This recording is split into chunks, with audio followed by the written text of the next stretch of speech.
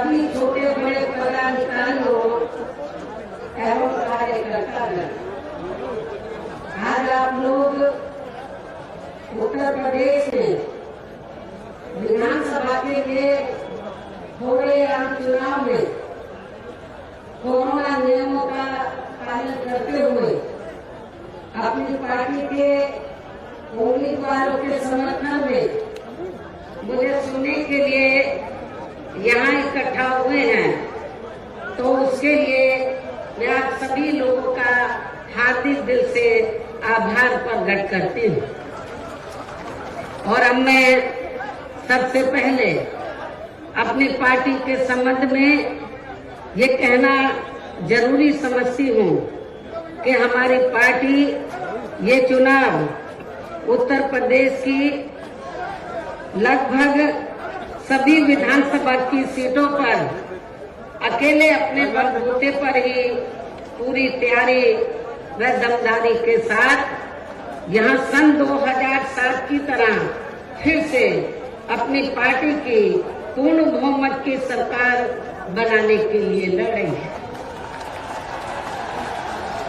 ताकि आपको वर्तमान में भाजपा के चल रहे जातिवादी, संकीर्ण, अहंकारी व तानाशाही वाले शासन से मुक्ति मिल सके। इसके साथ ही हमारी पार्टी ने पूर्व की तरह इस चुनाव में भी बीएसपी से जुड़ने की तादाद को ध्यान में रखकर फिर उसी अनुपात में ही यहाँ सर्व समाज के लोगों को टिकट भी दिए हैं।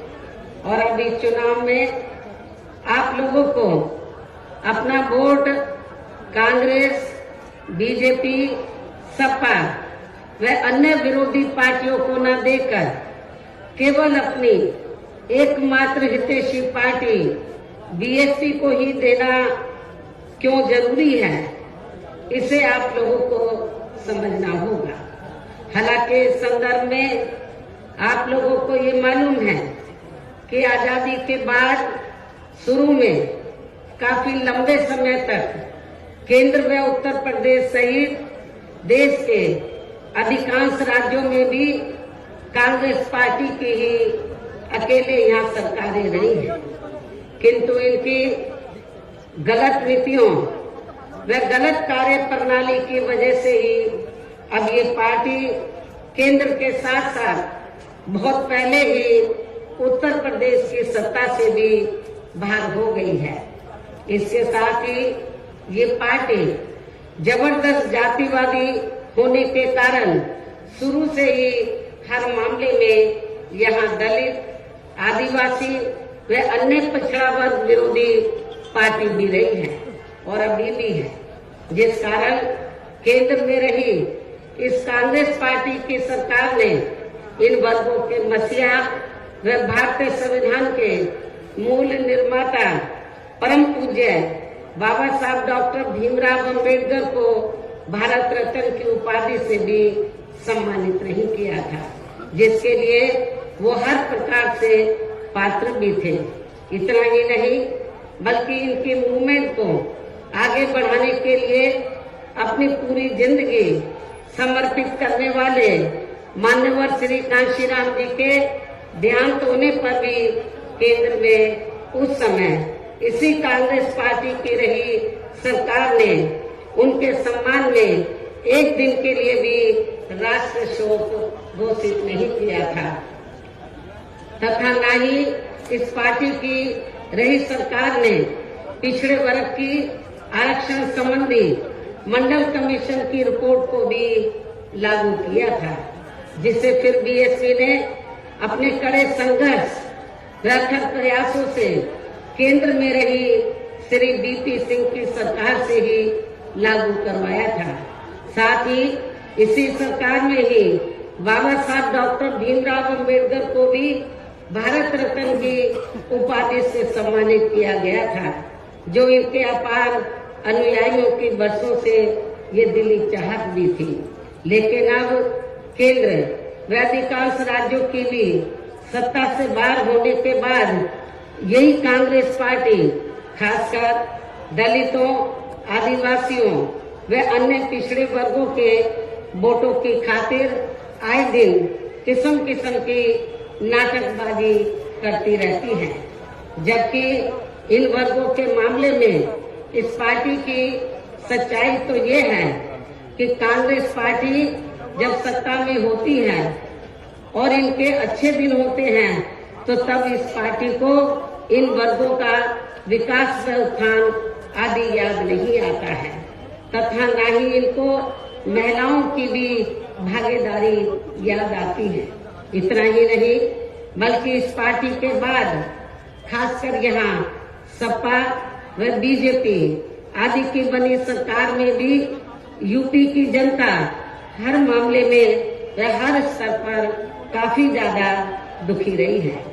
सपा की सरकार में तो अधिकांश यहाँ गुंडों, बदमाशों, माफियाओं व अराजक तत्वों एवं सरेआम लूट खसोट करने वालों का ही राज रहा है, जिसकी खास वजह से ही इस सरकार में आए दिन यहाँ जाति व धर्म के नाम पर तनाव व दंगे आदि ही होते रहे हैं। इस मामले में पश्चिमी यूपी का मुजफ्फरनगर कांड इसका खास उदाहरण है।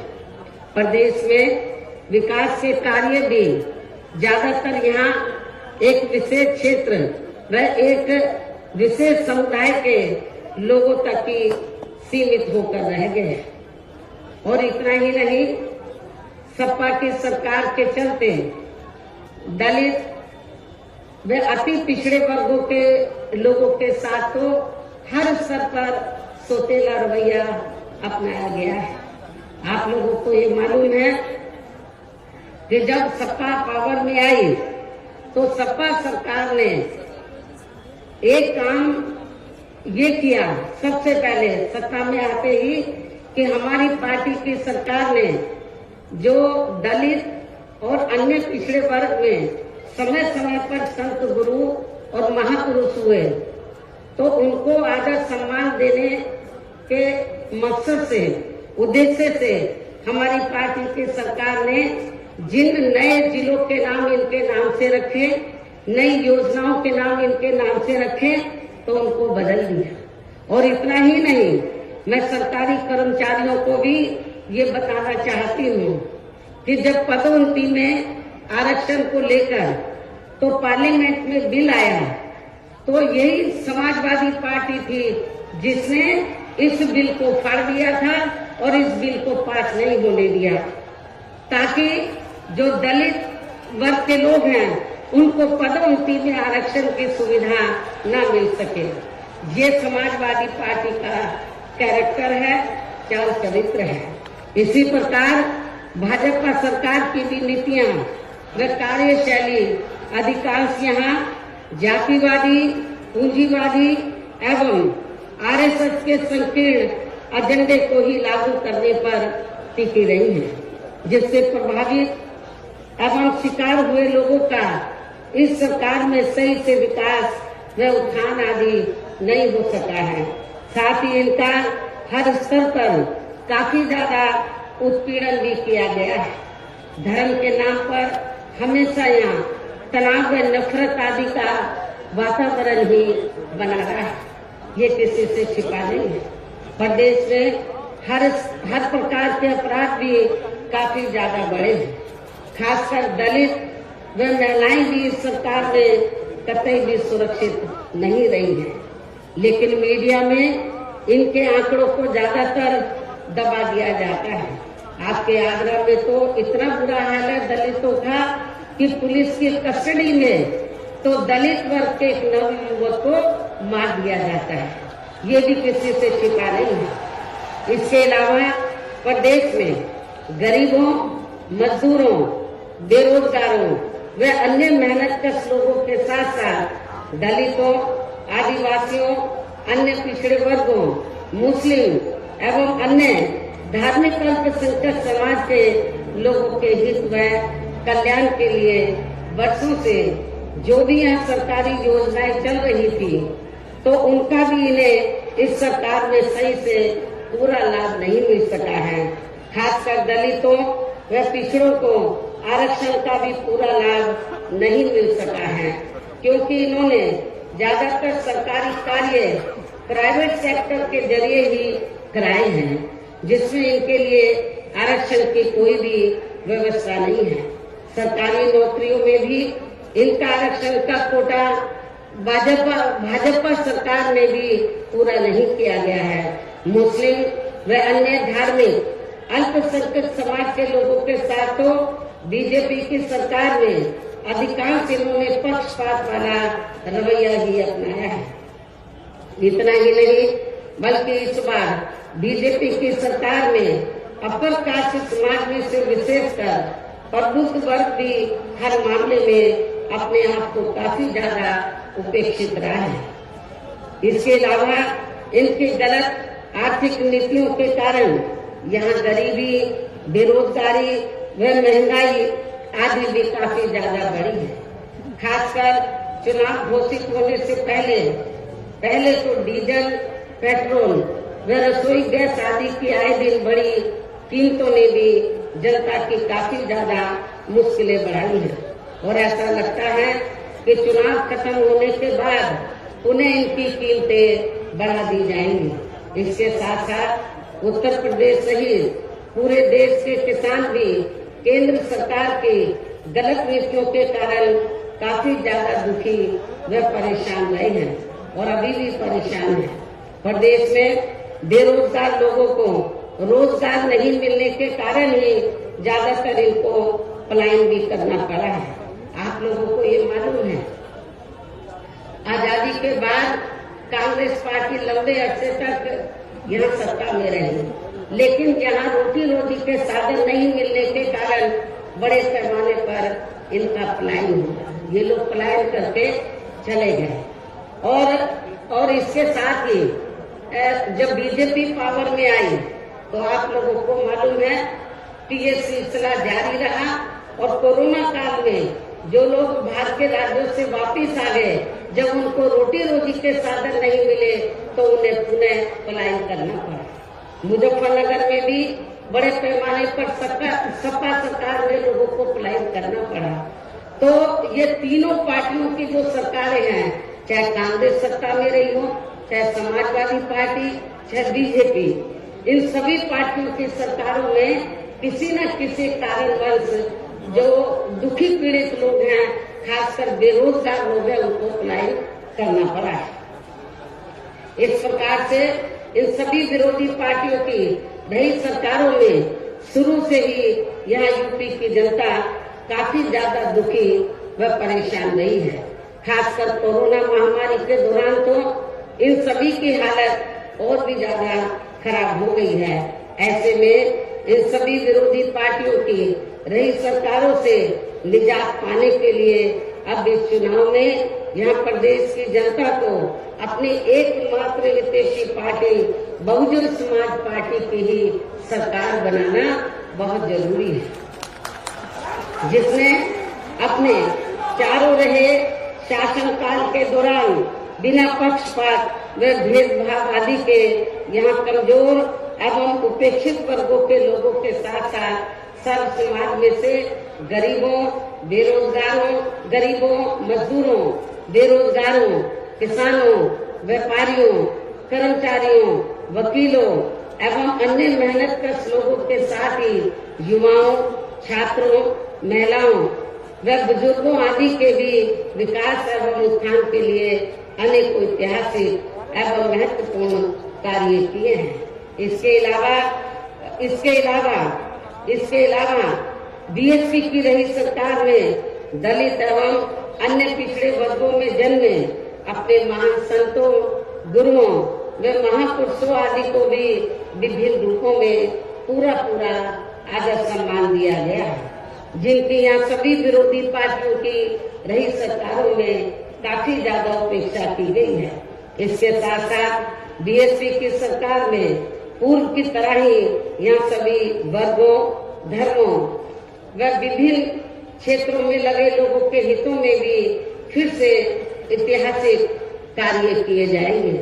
प्रदेश में विशेषकर गरीबी व बेरोजगारी आदि को दूर करने के लिए जरूरी कदम उठाए जाएंगे और ये हमारी सरकार का इस बार भी मुख्य एजेंडा होगा। साथ ही किसी भी मामले में किसानों को भी निराश नहीं होने दिया जाएगा। इसके अलावा आपके इस क्षेत्र के जो भी आपके आगरा मंडल में तो सभी जिलों में जो भी स्थानीय समस्याएं होंगी तो उन्हें भी जरूर दूर किया जाएगा। वैसे आप लोगों को मालूम है कि आगरा और फिरोजाबाद में तो जो यहाँ स्थानीय कारोबार चल रहे हैं इनकी कुछ समस्याएं हैं तो उनको भी दूर किया जाएगा। ये भी मैं आप लोगों को विश्वास दिलाना चाहती हूँ। साथ ही केंद्र व यूपी सरकार के भी विवादित इसके साथ ही केंद्र व यूपी सरकार के भी विवादित नियमों व कानूनों को यहाँ जल्दी से लागू नहीं होने दिया जाएगा।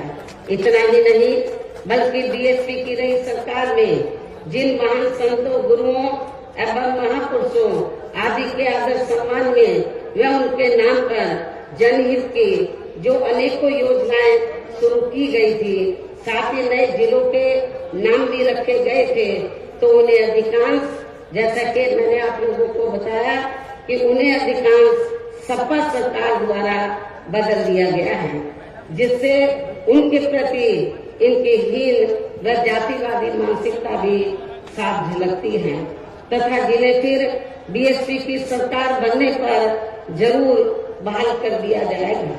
इसके साथ साथ बीएसपी की रही सरकार में सर्व समाज के व विभिन्न क्षेत्रों में लगे लोगों के हितों में जो अनेकों महत्वपूर्ण व ऐतिहासिक फैसले लिए गए थे, जिन्हें सत्ता परिवर्तन होने पर बाद में सपा व बीजेपी की सरकार ने ज्यादातर दरकिनार कर दिया है, तो उन्हें भी फिर से शुरू किया जाएगा। इसके साथ ही बीएसपी की सरकार बनने पर यहाँ बीजेपी व सपा आदि के शासनकाल की तरह कानून व्यवस्था को किसी भी कीमत पर खराब व लचर नहीं होने दिया जाएगा और हर स्तर पर कानून द्वारा कानून का राज कायम किया जाएगा। जाति व धर्म के नाम पर यहाँ लोगों का किसी भी प्रकार से शोषण व उत्पीड़न आदि नहीं होने दिया जाएगा। खासकर कानून व्यवस्था को बेहतरीन बनाने के लिए विशेष अभियान के तहत व दलगत राजनीति से ऊपर उठकर यहाँ गुंडों, बदमाशों, माफियाओं व अन्य आपराधिक एवं अराजक तत्वों को भी जेल की सलाखों में ही भेजा जाएगा। जहां मेरी सरकार में इनकी जेल के बाहर नहीं बल्कि जेल के अंदर ही सही जगह होती है।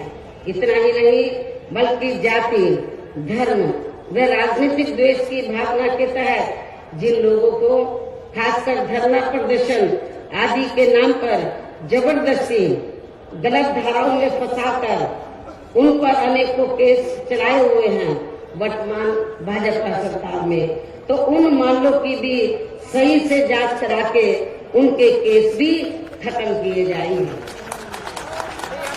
अर्थात वर्तमान भाजपा सरकार में प्रदेश की जेलें जो अधिकांश ऐसे लोगों से भर दी गई हैं, तो उन्हें खाली करा के केवल यहाँ आपराधिक तत्वों को ही रखा जाएगा। इसके अलावा प्रदेश में खासकर शिक्षा के क्षेत्र में व अन्य और विभागों के भी कर्मचारी जो आए दिन अपनी मांगों को लेकर धरना प्रदर्शन एवं हड़ताल आदि करते रहते हैं, तो उन सभी मामलों को निपटाने के लिए एक आयोग का गठन किया जाएगा और उनकी सही मांगों को मान लिया जाएगा। इसके साथ ही यहाँ मैं ये भी कहना चाहती हूँ कि कुछ महीने पहले मैंने दिनांक 7 सितंबर को प्रबुद्ध वर्ग की सुरक्षा, सम्मान व तरक्की आदि को लेकर किए गए सम्मेलन में तथा इसके बाद दिनांक 9 अक्टूबर को माननीय श्री कांशीराम जी की पुण्यतिथि के मौके पर भी मैंने सर्वजन हिताय व सर्वजन सुखाय को लेकर जो भी कार्य करने के लिए कहा है, तो उन पर भी जरूर अमल किया जाएगा। लेकिन ये सभी कार्य करने के लिए इस चुनाव में यहाँ बीएसपी की सरकार बनाना बहुत जरूरी है, जिसके लिए पार्टी के लोगों को वोट पड़ने तक या सभी विरोधी पार्टियों के साम दाम दंड भेद आदि हथकंडों से भी जरूर सावधान रहना है। और इस मामले में विरोधी पार्टियां चुनाव होने से कुछ समय पहले या चुनाव के दौरान भी खासकर अपने अपने पक्ष में हवा बनाने के लिए मीडिया व ओपिनियन पोल एवं सर्वे आदि का जो बड़े पैमाने पर गलत इस्तेमाल करती हैं, तो उससे आप लोगों को बिल्कुल भी गुमराह नहीं होना है। ये बात मैं आपको बार बार कहती रही हूँ और आज फिर दोहराना चाहती हूँ।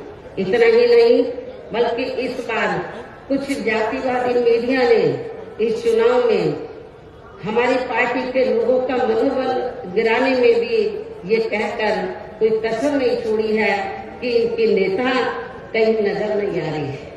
ये आए दिन मीडिया में इसको न्यूज को फ्लैश करते रहे, जबकि इस मामले में हकीकत तो ये है कि देश में शुरू में फैले कोरोना का प्रकोप थोड़ा कम होते ही मैं दिल्ली से लखनऊ आ गई थी और पिछले लगभग 1 साल से मैं लखनऊ में ही रहकर अपनी पार्टी को मजबूत बनाने के कार्य में लग गई थी। इसके साथ ही इस कार्य में यहाँ ज्यादा ध्यान देने की वजह से मैंने पिछले 1 वर्ष से बाकी राज्यों का भी कार्य लखनऊ से ही देखा है और 1 वर्ष में केवल मैं 2 दिन के लिए दिल्ली गई थी। 1 वर्ष में केवल मैं 2 दिन के लिए दिल्ली गई थी जब मेरी मदर की मृत्यु हो गई थी और इस 1 वर्ष के दौरान मैंने यहाँ पार्टी को फिर से पोलिंग बूथ स्तर पर कैडर के आधार पर यहाँ सही से खड़ा किया है। आप लोगों को मालूम है कि पहले जो कमेटियां बनी थी तो ज्यादातर फर्जी थी। केवल हमारे लोग बता देते थे, नीचे के स्तर के पदाधिकारियों को खुद जाकर कमेटी नहीं बनाते थे। इस बार मैंने सख्त निर्देश दिए कि कमेटी सही होनी चाहिए और जो बड़े बड़े पदाधिकारी हैं वो भी जाकर कमेटी बनाएंगे, ये भी मैंने कहा। तो इस एक कहने का तात्पर्य यह है कि इस 1 वर्ष के दौरान मैंने यहाँ पार्टी को फिर से पोलिंग बूथ स्तर पर कैडर के आधार पर यहाँ सही से खड़ा किया है तथा सब समाज के काफी नए लोगों को भी तैयार किया है। इसके साथ ही पोलिंग बूथों की कमेटियों के बनने के बाद फिर मैंने अपने ज्यादातर निवास स्थान पर ही उनकी समीक्षा बैठकें भी की है और ये कार्य खत्म होने के बाद फिर मैंने इस बार उम्मीदवारों का चयन करने के मामले में भी विशेष ध्यान दिया है, क्योंकि इस मामले में पिछले चुनाव में हमारी पार्टी के कुछ वरिष्ठ नेताओं ने जो अधिकांश दूसरी पार्टियों में चले गए हैं, उन्होंने काफी विश्वासघात किया है। पिछले बार चुनाव में उन्होंने काफी विश्वासघात किया, न जातीय समीकरण का ध्यान रखा, बल्कि सुनने में तो ये आया कि दूसरी पार्टियों के उम्मीदवारों से साठगांठ करके हमारे नेताओं ने ज्यादातर डमी कैंडिडेट खड़े कर दिए, जिसकी वजह से पिछले विधानसभा चुनाव में हमारी पार्टी का अच्छा रिजल्ट नहीं आ सका। इस चीज का मैंने विशेष ध्यान दिया इस बात की तरफ और मैंने ये फैसला लिया कि इस बार मैं ये कार्य अपनी देखरेख में खुद करूंगी। 403 विधानसभा की सीटें हैं, एक सीट पर मैं उम्मीदवार से खुद मिली हूँ, अपने रेजिडेंस पर उनका पूरा परिचय लिया तो तब मैंने उनका टिकट फाइनल किया है, ताकि पिछले चुनाव की तरह हमारे साथ कोई धोखा न हो जाए। और इसके बाद जैसे ही मैं इस कार्य से कल मैं फ्री हुई इस कार्य से, तो आज मैं अपनी पार्टी के उम्मीदवारों को जिताने की अपील करने के लिए यूपी की दलितों की खास राजधानी आगरा में आप लोगों के बीच में आ रहे हैं।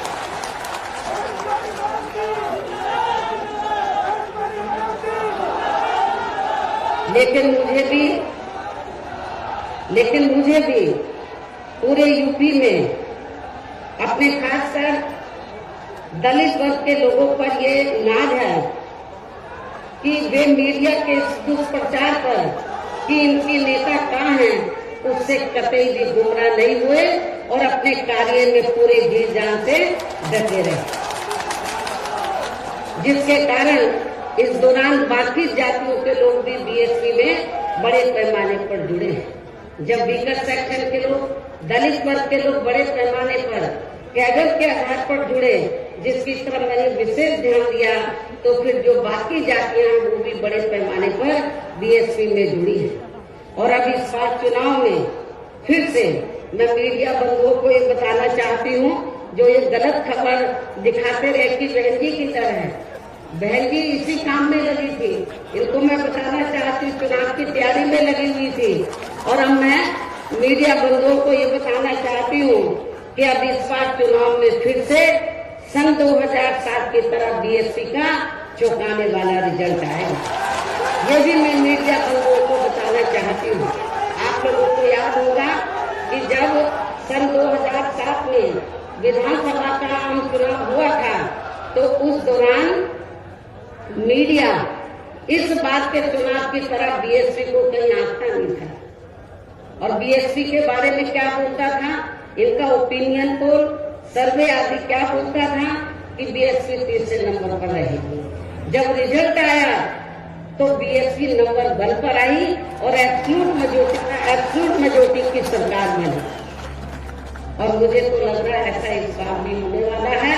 मीडिया का ओपिनियन पोल, सर्वे आदि धरा का धरा रह जाए। इसके साथ ही मैं आप लोगों को ये भी कहना चाहती हूँ कि आप लोगों को पूर्व की तरह इस चुनाव में भी विरोधी पार्टियों ने विभिन्न रूपों में जो अपने हवाई व प्रलोभन भरे चुनावी घोषणा पत्र आदि जारी किए हैं, जिन्हें सत्ता में आने के बाद ये पार्टियां अधिकांश अमल में नहीं लाती हैं, तो उनके बहकावे में भी आपको कतई नहीं आना। जबकि इस मामले में बीएसपी किसी भी चुनाव में विरोधी पार्टियों की तरह अपना कोई भी चुनावी घोषणा पत्र आदि जारी नहीं करती है, क्योंकि बीएसपी कहने में बहुत कम बल्कि कार्य करके दिखाने में ही ज्यादा विश्वास रखती है। और ऐसा हमने यहाँ यूपी में अपने चारों रही सरकारों के दौरान करके भी दिखाया है। इतना ही नहीं बल्कि हमारी पार्टी के चारों रही सरकारों ने प्रदेश में बिगड़ी हुई कानून व्यवस्था को सुधारने के साथ साथ जो असंख्य के साथ साथ प्रदेश के विकास एवं आम जनहित के लिए जो असंख्य अति महत्वपूर्ण कार्य किए हैं, वो अभी तक यहाँ किसी भी विरोधी पार्टी की सरकार ने नहीं किए हैं। आपको मालूम है कि बीजेपी के लोग कहते रहते हैं हमने गरीबों को इतने मकान दिए हैं, कहीं नजर आ रहे हैं। जब मेरी सरकार थी आपके आगरे में ही बड़े पैमाने पर हमने गरीबों को फ्री मकान बनाकर दिए, वो आपको नजर आते हैं। कहाँ है इनके मकान? तो वो आपको बहुत कम ही नजर आएंगे। बल्कि और इतना ही नहीं, तो मैं जैसा कि आपको बताया कि हमारी सरकार ने प्रदेश के विकास एवं आम जनहित के लिए जो असंख्य अति महत्वपूर्ण कार्य किए हैं, वो अभी तक यहाँ किसी भी विरोधी पार्टी की सरकार ने नहीं किए हैं। बल्कि ज्यादातर उन्हीं कार्यों के नाम जो हमारी सरकार ने कार्य किए थे, बल्कि ज्यादातर उन्हीं कार्यों के नाम व स्वरूप आदि बदलकर अब विरोधी पार्टियों की सरकारें उन्हीं को ही भुनाने में लगी है। लेकिन उन कार्यों के प्रति इनकी नियत व सोच सही नहीं होने के कारण उसमें भी ये पार्टियां ज्यादा सफल नहीं हो पा रही हैं। इन्हीं जरूरी बातों के साथ ही हम मेरा यही कहना है कि आप लोगों को इस चुनाव में अपने हित व कल्याण के लिए या फिर से यूपी में बीएसपी की सर्वजन हिताय व सर्वजन सुखाय की नीतियों पर आधारित सरकार बनाना बहुत जरूरी है। और इसके लिए पार्टी के लोगों को, इसके लिए बीएसपी के लोगों को वोट पड़ने वाले दिन कोरोना नियमों का पालन करते हुए सबसे पहले सुबह उठते ही व समय से अपने अपने पोलिंग बूथों पर अपना वोट डालने के लिए जाना है। वोट वाले दिन याद रखो, बहुजन समाज पार्टी के लोगों जो बीमार हैं, बुजुर्ग हैं, उनको छोड़कर जो बाकी लोगों को उस दिन आप लोगों को उपवास रखना है। कब तक? जब तक आप लोग अपने अपने पोलिंग बूथों पर वोट डालकर अपने घरों में वापस नहीं आ जाते। और इस मामले में हमारी जो महिलाएं हैं वो भी पीछे नहीं रहेंगी, ये भी मैं बताना चाहती हूँ। तो सुबह उठते ही सबसे पहले अपने अपने पोलिंग बूथों पर आप लोगों को वोट डालने के लिए जरूर जाना है। इसके साथ ही आपका वोट अन्य कोई व्यक्ति डाल न सके, इसका भी आप लोगों को खुद ही ध्यान रखना है। इसके साथ साथ अपनी पार्टी का कोई भी वोट पड़ने से ना रह जाए, तो उसका भी पार्टी की हर पोलिंग बूथ की कमेटी को विशेष ध्यान रखना है। और अब अंत में मेरी बीएसपी के लोगों से यही अपील है कि पार्टी ने या आपके क्षेत्र में, आपके आगरा मंडल में जिन भी विधानसभा की सीटों पर अपने उम्मीदवारों को चुनाव के मैदान में उतारा है, जो यहाँ आपके बीच में मौजूद भी है। हमारे आगरा मंडल के जो प्रत्याशी हैं, तो जहाँ जहाँ से भी वो चुनाव लड़े हैं, तो जिनको हमने चुनाव के मैदान में उतारा है, ये आपके सामने जो स्टेज बना है, आपके बीच में यहाँ खड़े हुए हैं और आप लोगों से वोट की अपील कर रहे हैं। और बीएसपी के जो ये उम्मीदवार हैं, तो इनको जिताने के लिए आप लोगों से अपील कर रहे हैं। जो यहाँ आपके बीच में मौजूद हैं, तो उन्हें आप लोगों को वोट वाले दिन अपनी पार्टी के हाथी चुनाव चिन्ह के सामने वाले बटन को दबा के जरूर जिताना है। बीएसपी का चुनाव चिन्ह क्या? हाथी। और आपकी आबादी हाथी की तरह विशाल है। आप लोगों को अपनी विशाल आबादी को ध्यान में रखकर, आपका वोट बहुत ज्यादा है, आप लोगों को हाथी चुनाव चिन्ह के सामने वाले बटन को दबाकर इनको जरूर कामयाब बनाना है। अपनी पार्टी के लोगों को, जो जिम्मेवार लोग हैं, उनको ये बताना है, इस क्षेत्र, इस मंडल के लोगों को, कि बीएसपी ने अपनी सरकार के दौरान जो कार्य किए हैं, मेरे ख्याल आजादी के बाद किसी भी पार्टी की सरकार ने उतने कार्य नहीं किए हैं। चाहे डेवलपमेंट का मामला है, चाहे लॉ एंड ऑर्डर का मामला है। और इतना ही नहीं, जिन हमारे संतों, गुरुओं और महापुरुषों को वर्षों से आदर सम्मान नहीं मिला था, उन्हें भी हमारी पार्टी की सरकार ने पूरा पूरा आदर सम्मान दिया है। और जब आप लोग लखनऊ जाते हैं, पहले का लखनऊ आप लोगों ने देखा होगा और मेरे सत्ता में आने के बाद का लखनऊ देखा होगा। लोग बाहर के राज्यों से आते हैं, विदेशों से आते हैं, कहते हैं कि ये तो लखनऊ की तस्वीर बदल गई, लखनऊ की तस्वीर बदल गई। और इतना ही नहीं, आपके आगरा मंडल में भी मैंने काफी काम किया। लोग कहते हैं कि मथुरा धार्मिक स्थल है, मथुरा जिला में मंदिर है, मस्जिद है, गुरुद्वारे हैं, बौद्ध विहार है, सब हैं, लेकिन उस धार्मिक स्थल को, उस जिले में विभिन्न धर्मों को मानने वाले लोग रहते हैं, विभिन्न धर्मों के, लेकिन उस जिले का जो थोड़ा घना विकास हुआ मेरी सरकार में हुआ, उसके बाद मथुरा जिले का कोई विकास नहीं हुआ है। ये भी मैं मथुरा के लोगों को बताना चाहती हूँ। केवल मीडिया में हवाई बातें करते रहते हैं और लोगों को धर्म की आड़ में उनके जो भावनाएं हैं, तो उनकी भावनाओं की आड़ में तो लोगों का वोट लेने का प्रयास करते हैं, लेकिन हकीकत में जमीनी तौर पर वहाँ पर कोई विकास का काम वर्तमान भारतीय जनता पार्टी की सरकार में नहीं हुआ है। यही सपा सरकार का हाल था। और बीजेपी को कुछ नहीं करना है, ज्यादातर वो मीडिया में घूमते रहते हैं। विकास के कार्य आप लोगों ने देखे हैं, कहीं आपको विकास नजर आया आप लोगों का? अपना पूरे 5 साल के अंदर कोई आपका विकास नहीं हुआ। आप लोगों के साथ जुल्म जाती हुई है। विकास किनका हुआ है? जो बड़े बड़े पूंजीपति हैं, जो बड़े बड़े धन्ना सेठ हैं, जो आरएसएस के लोग हैं, उनका विकास हुआ है। आप लोगों का विकास नहीं हुआ है। यदि आप लोग चाहते हैं कि आप लोगों का विकास हो, सर्व समाज का विकास हो, तो आप सभी धर्मों के लोगों का विकास हो, सभी जाति के लोगों का विकास हो, तो फिर आप लोगों को बहुजन समाज पार्टी के आगरा मंडल से जो हमने अपने प्रत्याशी चुनाव के मैदान में उतारे हैं, तो उन्हें अब आप लोगों को वोट वाले दिन अपनी पार्टी के हाथी चुनाव चिन्ह के सामने वाले बटन को दबा के जरूर जिताना है। और फिर से आपको यहाँ सन 2007 की तरह ही बीएसपी की अपनी पूर्ण बहुमत की सरकार जरूर बनाना है। तभी फिर प्रदेश में यहाँ अमन चैन कायम होने के साथ साथ सभी धर्मों व वर्गों के लोगों का भी सही से विकास व उत्थान आदि हो सकता है। साथ ही यहाँ अन्याय, अपराध, भय व भ्रष्टाचार मुक्त एवं विकास युक्त वातावरण भी पैदा हो सकता है। और तभी फिर यहाँ परम पूज्य बाबा साहब डॉक्टर भीमराव अंबेडकर एवं मान्यवर श्री कांशीराम जी आदि का भी सपना सही साकार हो सकता है।